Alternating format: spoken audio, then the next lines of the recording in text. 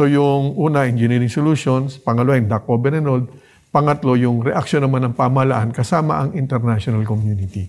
So, handa ba tayo? Doon sa una, maghahabol tayo talaga. Yung level 1. Level 1, engineering solutions. Tingin ko hindi tayo handa ron. Paniniwala ko hindi.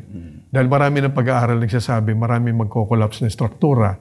Meron pag-aaral around 500,000 structures, mga kabahayan. Talaga magigiba. Meron mga pag-aaral na mahigit 100 tulay, babagsak.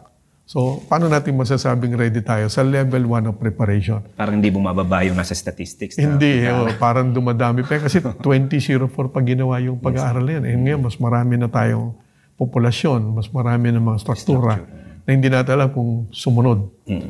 Pagdating sa pangalawang level ng paghahanda, yung DAC cover and hold, maganda-ganda na yan.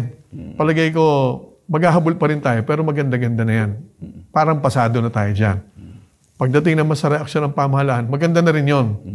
Marami tayong tauhan at international community, automatic naman yan eh. Kaya lang, maninigurado tayo ron.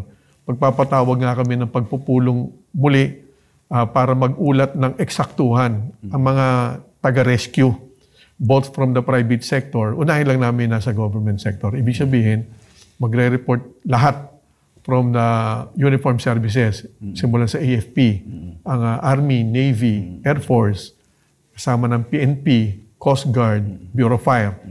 Gusto naming malaman ilan ba talaga yung warm bodies, mga tao natin, at sa mga tao natin lahat, sa kabuuan ng yan, ilan dyan yung talaga sanay.